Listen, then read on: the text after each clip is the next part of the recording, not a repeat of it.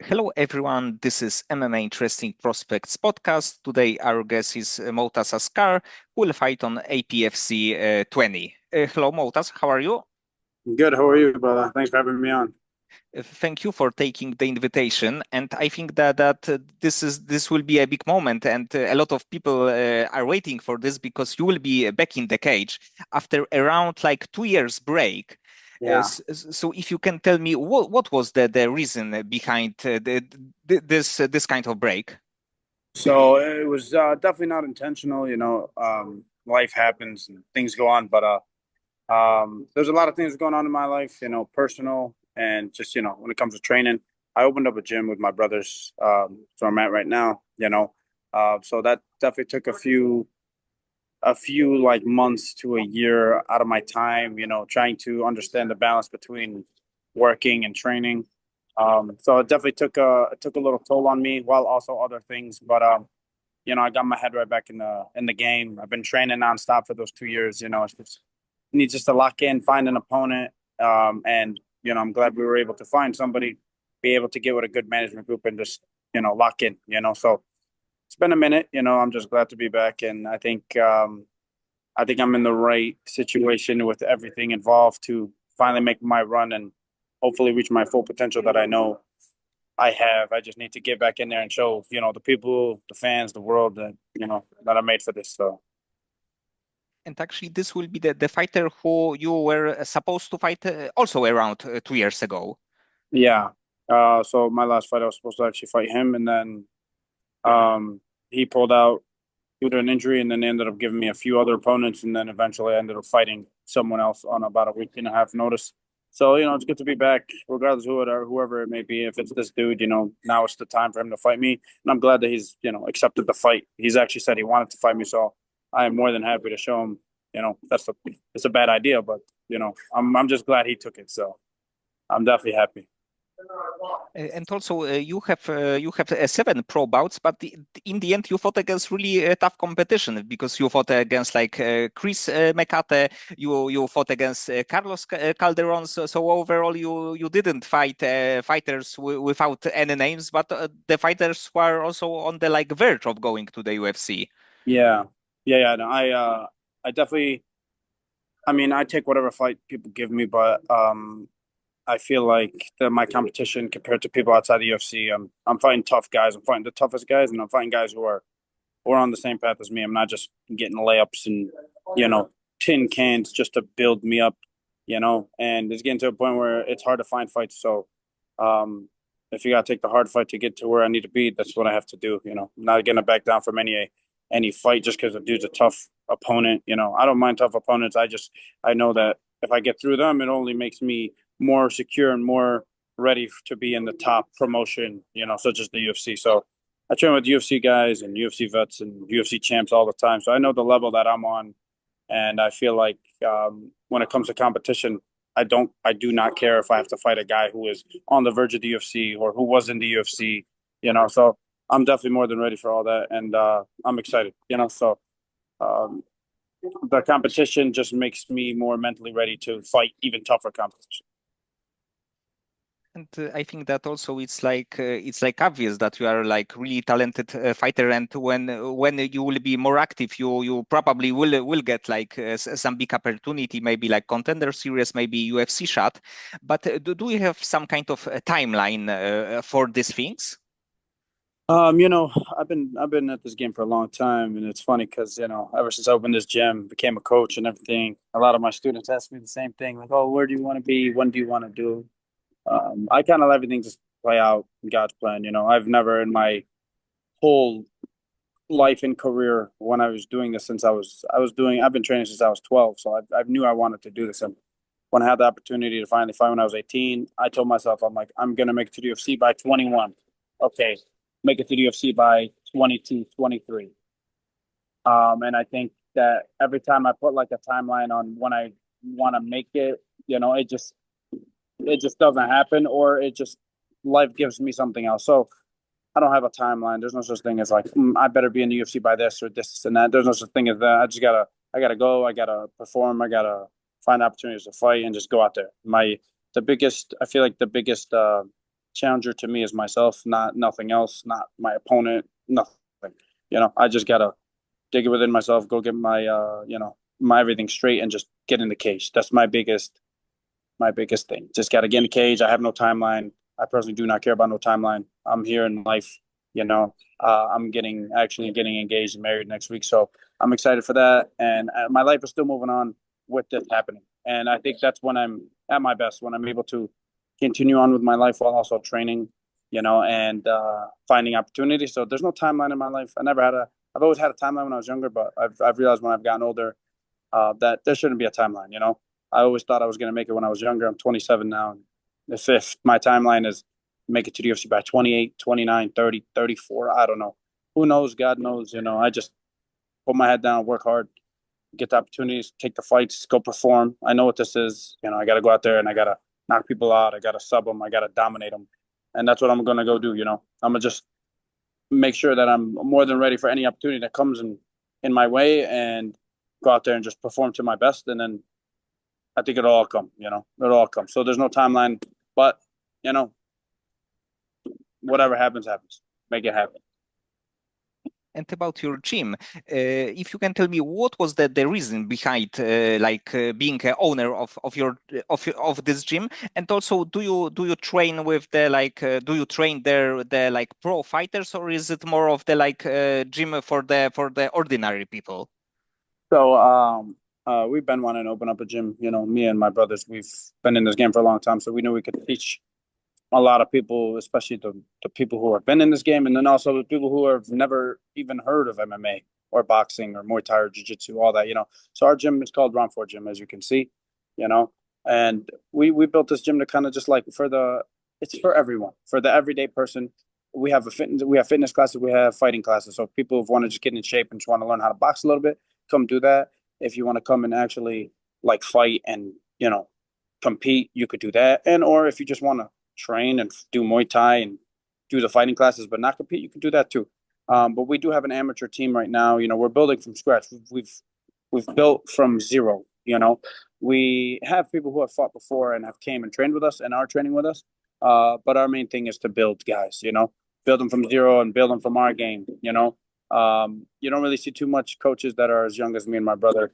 I'm 27, he's 30, and we're over here trying to lead a pack of young hammers, to be, coming in here at 15, coming here at 17, 18, 19, 20, whatever it may be. They can come in at 25, 30, doesn't matter, but building them from scratch in our game, and build them how we want to construct them, and also give them kind of free will and the ability to be themselves, so that's kind of our whole thing. And I train with my guys a lot. Actually, I train with my team, VFS Academy, and then I train with my guys here. And it's people think oh, you can't train with this and that. You can train with the highest level pros, and you can even train with the low level amateurs, because it gives you opportunity to work on things, and do all these things. And sometimes they open up opportunities for me to be like, man, this is some good stuff. And the biggest thing I tell all my people is, when you teach somebody something over and over again, it only helps you and gets you better. I've known my holes in my game, and I've patched them up and I've cleaned them up. And a lot of that has to do with teaching these guys. And I'm like, man, okay, teaching them. And then the next morning when I go train, I use it. And I was like, wow, there we go. This is a recipe for success. So it works out great. It works out in a great way. So actually, in the few years, it can be a really big gym with the really good professional fighters. So it would be cool to see the things from the beginnings, then to really big gym, and maybe fighters going for the full fight camp to your 100%. gym. 100%. We have guys who are fighting. We've been only open for we've been open for I think a year and a half about now. Yeah, about a year and a half. And we've already had pumped out so many fights, Muay Thai fights, kickboxing fights, MMA fights, all this stuff, We've already pumped out so many fights through here and with all these guys. And our goal is obviously to build, champions and UFC guys and PFL guys, and just get them to the highest level. And also just give people opportunities, but also just get, we want to build a team here in the future. Obviously we know we're brand new, so we're building from scratch. We're making mistakes. We're finding success. We're doing all that stuff. So everything's looking good, and it's a great thing to see from both perspectives. Being able to be a coach and a fighter, it's great. Not just from one side of the game. Now it's from both. And of course, your brother is also like a very, very good fighter, and he, I believe that he was for the like second sign to even to the UFC. Yeah. Uh, and will he be fighting soon? So as of right now he's not active, and who knows if he wants to fight again. He got married about a year ago. We opened up this gym, so he's locked in here, you know. And it's me and him usually here. Me and my brother Oscar, we're usually here at the gym pretty much every day. And so when I'm training and he lets me do my thing, he's usually holding it down here. So it's pretty nice, and he's holding off from fighting. Who knows? Only he knows if he wants to do it again. As of right now, he's not fighting. He's not really active. But if he ever feels like he wants to ever do it again, he's definitely got the skill. He's got everything ready. So if he wants to do it, he can. But as of right now, he's not actively looking for any of that stuff. He's kind of becoming more, kind of like coach, leading all these guys and trying to build. You know. And did you fight on the same card ever? Yeah, we fought on the same card. It was I think maybe two times. We have fought twice on the same card. It's definitely a cool thing, but it's also it's a stressful experience. We liked it, but we also didn't like it. I wouldn't recommend it. I wouldn't want to do it again. It's too stressful. I already get stressed enough watching them fight myself, and if I have to fight and then have to watch it, I'm just like, this is too much stress on my heart. Let me just deal with my own thing. Let me just get in there. You watch, or I go and I just watch. So we have definitely done it. Would I want to do it again? No. If it ever happens and he wants to get back in there, then let's do it. Opportunity. Yes, but I think that it can be risky thing. I remember that about 10 years ago, the Pettis brothers, so Sergio and Anthony, fought in the same on the same card, and Yeah. it didn't went well that time. And I think that especially when it would be like especially big knockout loss, it can mess with your head a little bit. 100%. And that's a big problem that you exactly like if you go out there and you have to see something happen like that, and then you have to go fight, you're not in the right mindset at all. Your headspace is all over the place. We fought actually on the same card three times. Actually, I just remembered. So it's definitely not for the faint of heart. I didn't like it. I liked it at times, but I didn't like it at times. So yeah, so I think most brothers would probably say that. Yeah, probably not. Same thing with the Bonfim brothers in the UFC. One loss. It's just like, even if you won, you don't feel like you won. So I don't like that. Wouldn't want to do it. And let's say from the fans perspective, do you have maybe some big fight from the UFC that you are really looking forward to watch? I mean, I'm living in Chicago, so the fights are here tonight. So it's pretty cool. I'm excited to watch these fights. I would have definitely want to watch live in person, but is it worth really going to spend all that money just to get so close? I always told myself, I'm just like, you know what, like I believe in myself so much. I feel like I'm gonna be there. If I would rather just have to, I would rather go there and get paid to go fight and have to go pay and watch and sit far. If I was able to sit close and it was a little cheaper, I would definitely go. But I would rather just watch it on TV and just do my thing with my people, my family. So I'm really looking forward to Hamza Shemaev. Definitely looking forward to him fighting DDP. I think it's a crazy ass fight. I don't know who's gonna win. I would sway more towards Hamza, but you know, it's a crazy toss up. And then even seeing Aaron Pico's debut, I'm excited for that because I fight at 145, and that's where the weight I want to be. So I'm definitely looking at that. Laron Murphy. I always try to gauge myself with the 45er. So if I've ever seen like the guys like Aaron Pico, Laron Murphy, whoever, Ovalov, Volkanovski, I trained with Yair. So like I see the competition. I've been you know the Volk to Yair and Josh Emmett to him, and just kind of just like giving him a look as these guys. So I always watch and try to gauge. But I'm definitely excited for those two fights. Protest, Jeff Neal. Jeff Neal gets disrespected. It's a good ass fight. So it's all going to be exciting, you know. And also in the featherweight division, I think that next week it will be a big fight, Aljamain Sterling against Brian Ortega. And in this fight, who would you favor? Why not take Aljamain Sterling? That's a very tough fight. I've really liked Brian Ortega for a while. I never really liked Aljamain Sterling's style. Um, that one's a toss up. I would probably, if I had to put like, if I had to guess, I would probably think that. I think, man, you know, I would usually say Brian Ortega because he's a 45er naturally, and he's a little bigger than Aljamain, but Aljamain's so strong. I would probably have to sway to Aljamain Sterling just because he's been at the top. He was the top. So was Brian Ortega. But Brian Ortega, I don't know. Maybe he's lost the step. Who knows? Maybe he's not working as hard. I don't know. I just, if I had to guess, I would probably say Aljamain Sterling. You know, and I know Diego Lopez and Gene Silva are fighting soon too. That's a crazy fight. I think Gene Silva is a monster. I think Diego Lopez is really good. What's crazy was Diego Lopez. I've been seeing him outside the UFC before he made it. When he fought in the contender series, and I always thought he was okay.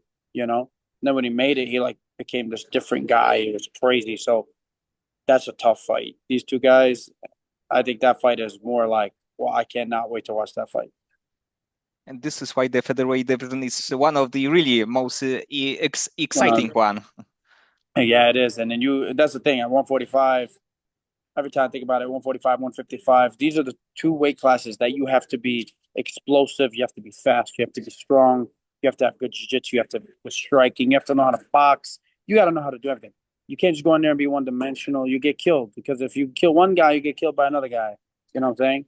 If you're just a striker, Gene Silva is just a striker. If you're a wrestler, Ivalov is a wrestler. Then you have to know how to do everything. You have to mix it up. And I feel like all these guys are very good MMA fighters, not just not one dimensional fighter. So 45 is definitely a stacked division, but I definitely feel like I can compete. Obviously, this is the top, but I gotta just think of myself and think step by step to get to where I need to be. You know. And also from the fans' perspective, do you have like a favorite fighter ever, a favorite fight ever? The fight that you watched many times. Uh fight. Every time I think of a fight, I always think of like Duho Choi and Cub Swanson. I think that was one of the craziest fights I've ever seen in my life. Rory McDonald versus Robbie Lawler. That was a crazy fight. Um, there was one of my old teammates, Ryan Royval. You know, he's an animal. He just fought Joshua Van just a few weeks ago. That fight was one of the craziest fights I've ever seen. The only thing that sucks about watching a fight like that is you don't like seeing your friend being in a barn burner, you know. Um, so that definitely was a little hard to watch, but I would say that one was amazing. One of the best fights I've ever watched in my life. And then probably Duo Choi Cup Swanson. That one is one where every time I think if someone asks me like, "Hey, I want to watch a fight," it's crazy. I bet go watch Duo Choi versus Cup Swanson. One of the craziest fights I've ever seen. I'll never forget it. I just thought it was unreal. You know, back and forth, crazy. So that one, I always think about it because after that fight, I felt like I think Duo Choi didn't fight for a few years, which I'm like, this guy, like, was it so crazy? That fight was so crazy that he couldn't fight for a while. Who knows? But that was probably be my number one. And this is actually the fight which is in the Hall of Fame of the UFC. So definitely, both of these fighters deserve this kind of spot. 100% they do. Yeah, 100%. Uh, I I will never forget that fight. I think that fight was amazing. You know, so. And getting back to your fight, what would be like perfect scenario for you in this fight when you think about this contest? How do you see this going down? You know, when I think about it, I just kind of I've had fights and I've had a lot of fights I finished in the first round, and I know it looks really good to the UFC and matchmakers and everything, and I love finishing them in the first round. I think that's great. You know, I would love to go and finish in the first round. I never ever like to say like, oh, I'm gonna go run through this game. I never think like that because I've been in, like I said, I've been in this game too long. I'm humble enough to know that like if you start talking and this, I'm gonna go kill this guy. I'm this, that. Then you go and you lose, and you're like, what the hell happened? But I definitely do think on like paper and on video, I'm way better in every aspect of the game. does not mean he's not dangerous. He kicks hard, he kicks fast, he throws pretty fast, throws pretty hard. But I think I have better hands. I think I got better kicks. I think I have better, you know, grappling. So I think if I'm able to just put everything together from my hands to my feet to my grappling, I think I'll be able to get him out of there in the first 2 rounds, you know. But who knows? 3 rounds if that's where we have to go. I'm more than ready for it. I'm excited. Um, I'm back in the game, man. I'm locked in. I'm training hard. I've trained with some of the best guys in the world, and I've been looking forward to a fight for so long that I cannot wait to go out there and perform. You know. Yes, and definitely, it would be great to see you back in the cage after such a long break, because I think that with you being a little bit more active, I think that you will get your chance soon, and you will like promote your new gym. It is probably also like maybe it can be like additional motivation for you. Yeah, 100%. Yeah, but having the gym now is a whole different game, and I'm very excited. Just to kind of be able to represent my gym, and I'll represent the gym I train out of, VFS. So being able to represent both gyms, and then hopefully build some people around here, and then keep repping my gym over there. It's definitely a cool thing, and it's definitely nice to have the extra boost of support.